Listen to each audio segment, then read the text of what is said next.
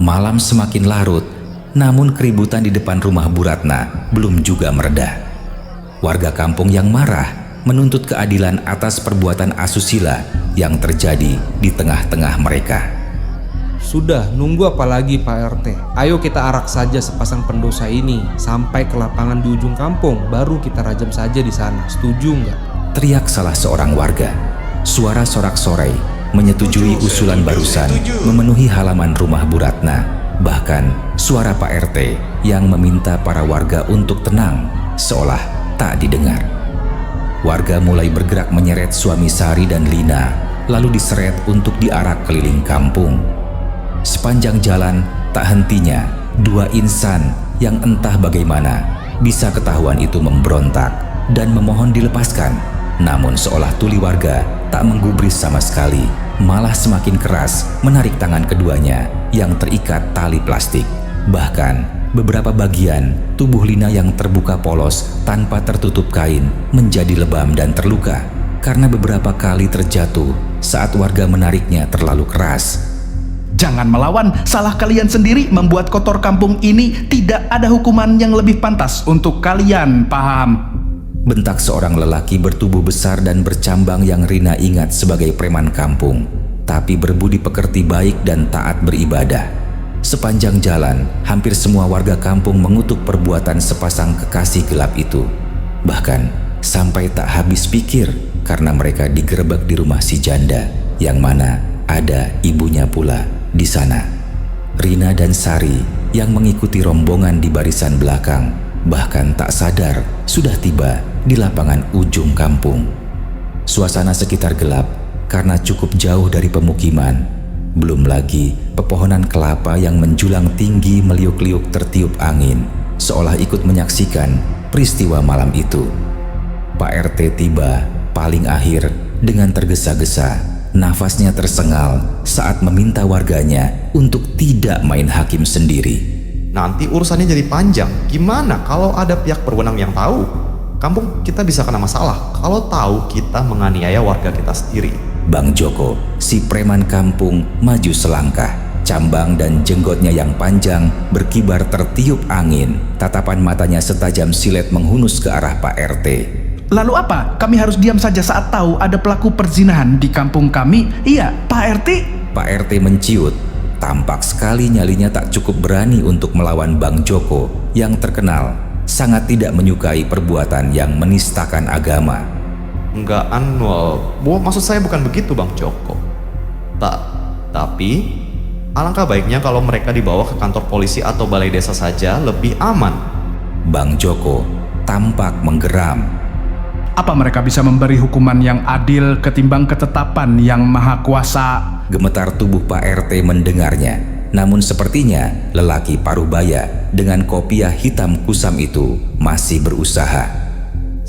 Saya hanya berusaha agar tidak ada kasus yang berkepanjangan, Bang. Abang tahu sendiri negara kita ini negara hukum. Pak RT coba menjelaskan maksudnya. Saya hanya tidak mau kampung kita dan warga, terutama Bang Joko, nanti sendirinya mendapat masalah kalau sampai polisi tahu Abang yang memprovokasi warga untuk merajam Budi dan Neng Lina. Beberapa warga yang sudah mulai menggali lubang untuk mengubur Budi dan Lina sejenak berhenti. Sebagian membenarkan ucapan Pak RT. Mata Bang Joko menyipit, lalu mendekatkan wajahnya ke wajah Pak RT. Sepertinya Bapak begitu membela perempuan janda itu. Apa jangan-jangan? Pak RT menggeleng cepat. Sumpah demi apapun, saya tidak ada bermaksud apa-apa. Saya hanya khawatir warga saya nanti berurusan sama polisi, itu saja. Saat sebagian besar warga fokus pada perdebatan Bang Joko dan Pak RT, tidak ada yang sadar ada seseorang yang mengendap di belakang kerumunan warga hingga mencapai tempat di mana Budi berada. Pekik kesakitan memecah perdebatan. Semua mata memandang ke arah Budi yang menggelepar sambil memegangi benda pusakanya yang memang tak tertutup apapun. Wajahnya tampak sangat kesakitan. Apa yang terjadi? Bang Joko mendekat untuk melihat lebih jelas. Dua orang pemuda yang sebelumnya memegangi Budi serentak melirik ke satu arah. Sari dengan sebuah botol di tangan menatap bengis ke arah Budi yang terus berteriak-teriak kesakitan hingga berguling-guling di rumput lapangan. Astagfirullah, itu air keras. Pak RT berseru, lalu berusaha menolong Budi. Namun sayang, tak ada yang bisa dilakukan karena air keras itu sudah meluluh lantakkan barang pusaka kebanggaan Budi hingga tak lagi bisa digunakan. Diam!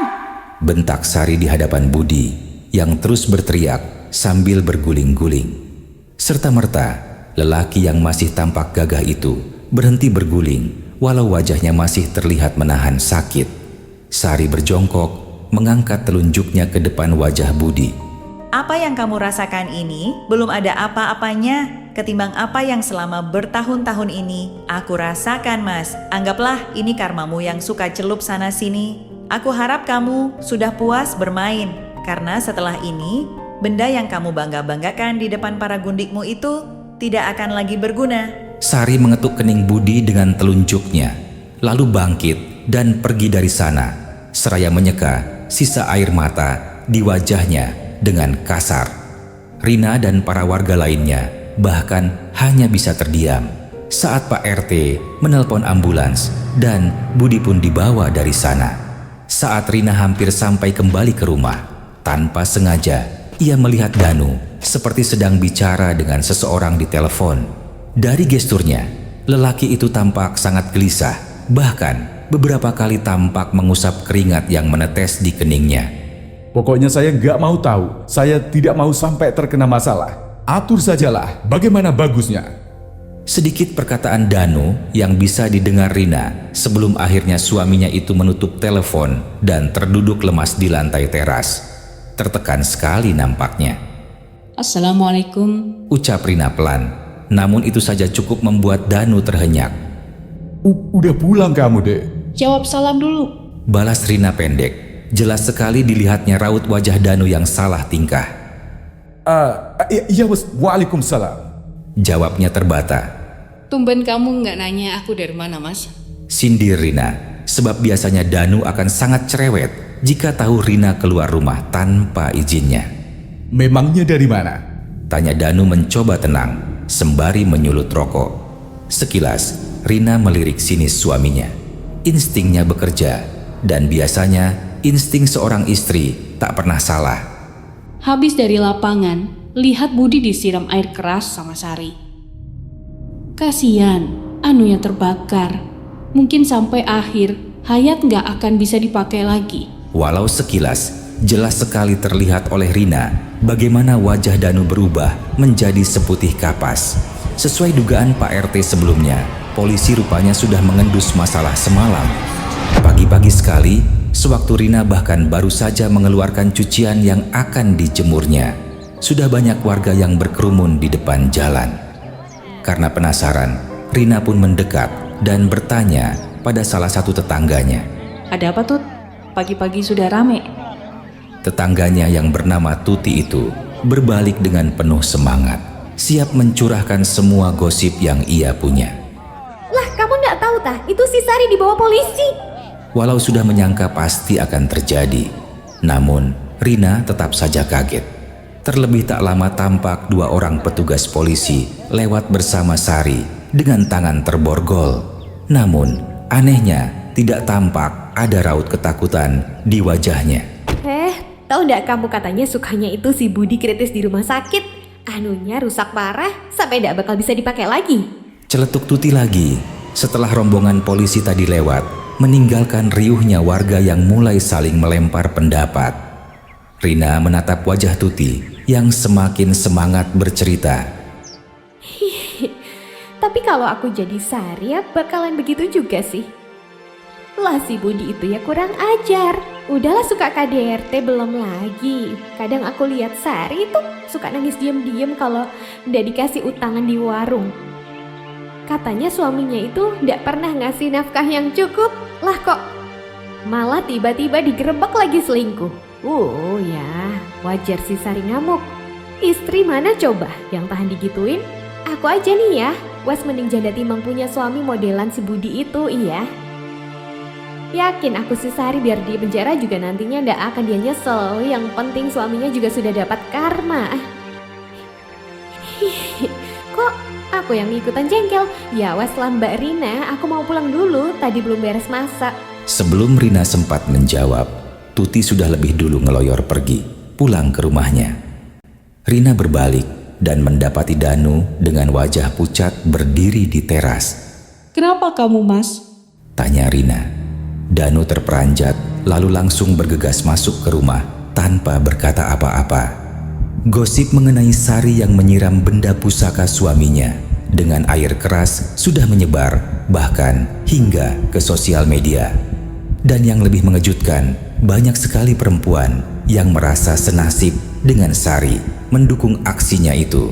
Bahkan mengatakan, kenapa tidak sekalian dibakar biar menyala? Walau tak habis pikir, tapi Rina juga tidak menyangkal jika dia pun berpihak pada Sari. Beranikan dirimu, Mbak. Kamu juga enggak mau kan selamanya ada di bawah kaki suami patriarki itu? Tanya Sari saat ditemui Rina di penjara. Dengan baju tahanan, Sari benar-benar memperlihatkan wajah lega tanpa beban. Bahkan bisa dibilang lebih ceria. Mbak nggak tahu, Sar. Mbak nggak punya nyali sebesar kamu. Jawab Rina apa adanya. Sari menggenggam tangan Rina erat. Matanya menawarkan keyakinan. Mbak, sampai kapan sih Mbak mau diinjek terus? Sampai mati? Sadar Mbak, kita juga punya hak buat melawan. Percaya sama aku Mbak. Hukuman yang sekarang aku terima sama sekali gak ada bandingannya sama kepuasan karena sudah memberi karma buat suami brengsek kayak si Budi itu. Rina terdiam. Sebagian batinnya membenarkan, namun sebagian lagi tidak. Rina tidak bisa. Berbeda dengan Sari yang notabene belum mempunyai anak. Rina punya melati kecil yang tak akan pernah dia pertaruhkan masa depannya hanya karena dendam sesaat. Waktu jenguk habis, seorang petugas polisi membawa Sari kembali ke sel. Namun sebelum beranjak, Sari memegang tangan Rina dan kembali meyakinkannya. Mbak, sudahi penderitaan kita. Aku tahu kamu bisa, Mbak. Sari menyelipkan secarik kertas kecil ke tangan Rina sebelum petugas membawanya pergi.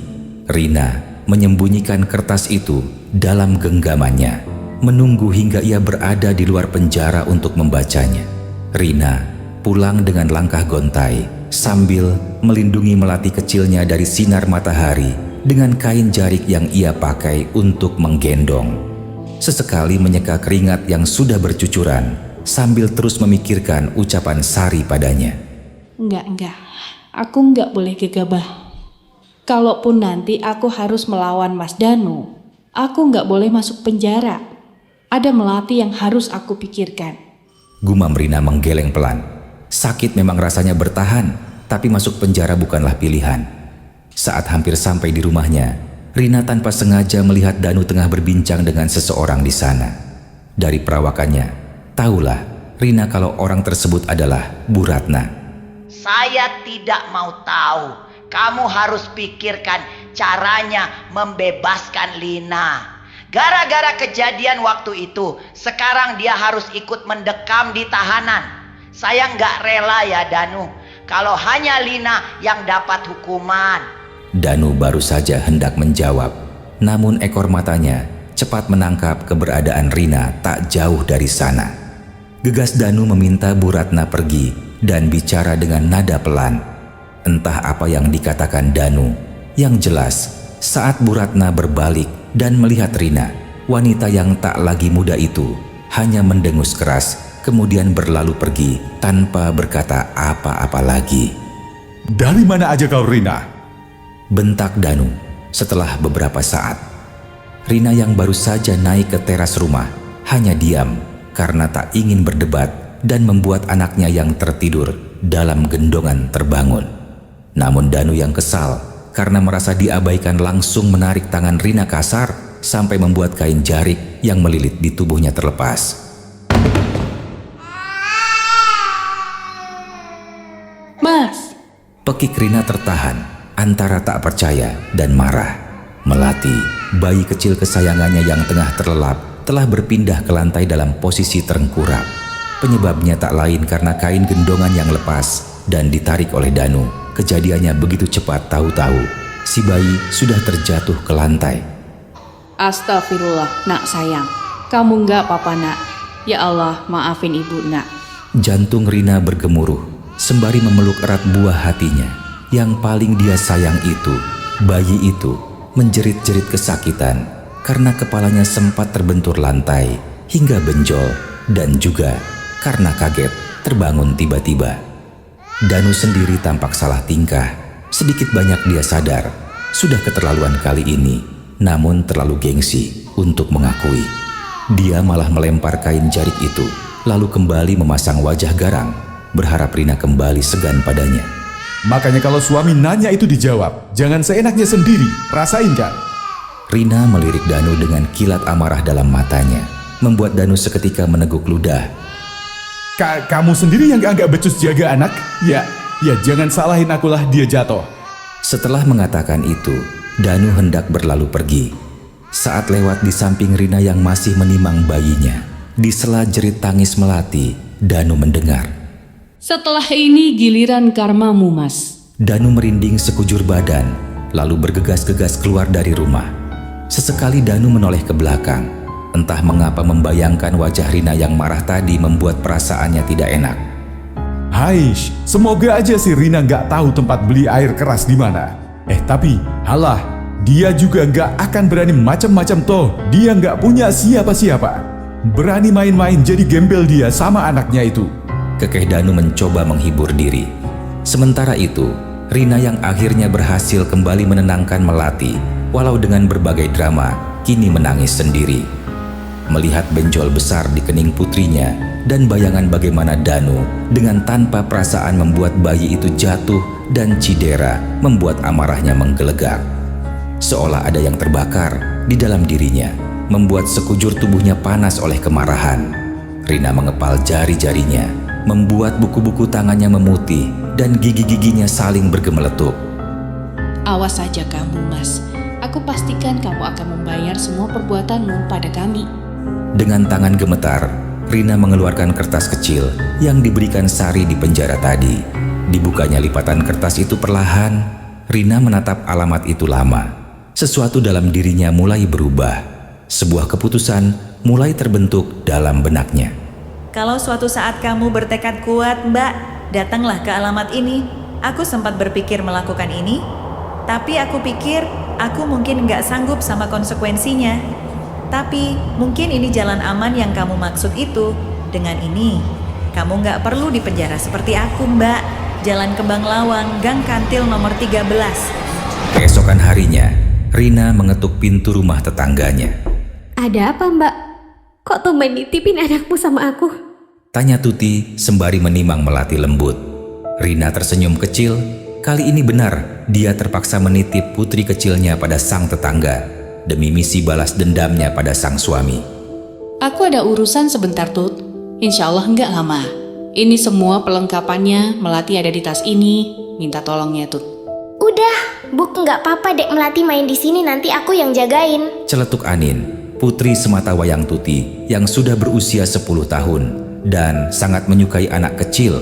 Tapi sang ibu malah belum kunjung memberinya seorang adik. Anin mendekat lalu mulai mengajak bicara Melati hingga bayi 6 bulan itu tertawa terpingkal. Ya wes kalau gitu Mbak. Melati biar main sama Anin di sini. Sampean cepat selesaikan urusan sampean terus pulang yo. Tutur Tuti pada akhirnya. Rina mengangguk cepat. Setelah berpamitan dan menciumi Melati berulang kali, Rina pun melangkah pergi, menunaikan niatan hatinya. Buk, keningnya Dedek Mel ada benjol loh, Buk. Rina sempat berhenti saat mendengar gumaman Anin yang rupanya melihat bekas benjol di kening Melati pasca jatuh semalam. Rina menoleh dan mendapati Tuti tengah menatapnya penuh arti, seolah tahu. Rina berjalan dengan langkah pasti menuju alamat yang diberikan Sari. Tekadnya sudah bulat. Apapun yang terjadi, ia akan membalas semua perlakuan Danu padanya dan Melati. Jalan Kembang Lawang, Gang Kantil nomor 13. Alamat itu terletak di pinggiran kota, di sebuah area yang jarang dilalui orang. Rina menelan ludah saat melihat rumah dengan pagar hitam tinggi di hadapannya. Ada sesuatu yang mencekam dari tempat itu, seolah udara di sekitarnya lebih dingin dan lebih gelap. Ini saatnya. bisik Rina pada dirinya sendiri. Tidak ada jalan kembali. Dengan tangan sedikit gemetar, Rina mendorong pagar hitam itu dan melangkah masuk ke halaman rumah yang akan mengubah takdirnya selamanya.